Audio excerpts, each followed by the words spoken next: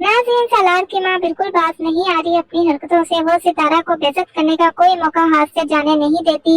यहाँ तक कि उसके शौहर ताहिर साहब ने भी कहा था कि सितारा की जान छोड़ दो, और उन दोनों का मियां बीवी का रिश्ता भी खराब हो चुका है इस वजह से। लेकिन महरीन है कि समझने का नाम ही नहीं ले रही। सितारा और सलार को अलग करने के लिए अब वो मजीद नई साजिशों में लग गई है। अब तो उसे ये भी पता चल चुका है कि सितारा को मालूम नहीं था कि उसके कजन सलमान ने सलार से पैसे लिए थे, और इसने दोनों को बताकर दोनों में एक बार फिर से गलत फहमियां नहीं डाल दी हैं।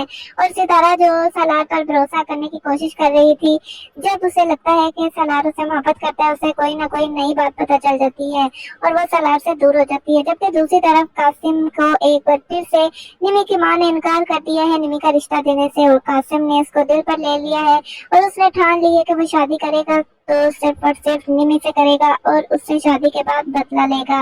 वो निमी से शादी ही उससे बदला लेने के लिए कर रहा है। नाज़रीन, कासिम के साथ वही कुछ हो रहा है जो कुछ उसने सितारा के साथ किया था। कासिम ने अपनी माँ और दादी को इतनी बार निमी का रिश्ता लेने के लिए वहां पर भेजा, लेकिन हर बार निमी की माँ ने उनकी इतनी ज्यादा इंसल्ट की, और इस बार तो निमी की माँ साफ साफ इनकार ही कर देती है कि अपनी शादी से भागे हुए पोते का मुकाबला मेरे बेटे से ना करे। मैं बिल्कुल भी निमी का रिश्ता कासिम से नहीं करने दूंगी।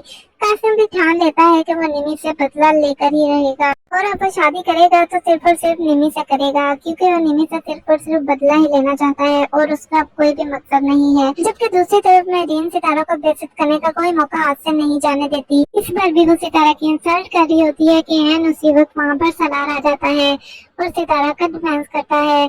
लेकिन आपको बताते चले कि सितारा और सलार में एक बार फिर से गलतफहमियां हो गई हैं, क्योंकि सितारा नहीं जानती थी कि सलार ने सलमान को भी पैसे दिए हुए हैं। महरीन उसको बता देती है और सितारा एक बार फिर से सलार से दूर हो जाती है।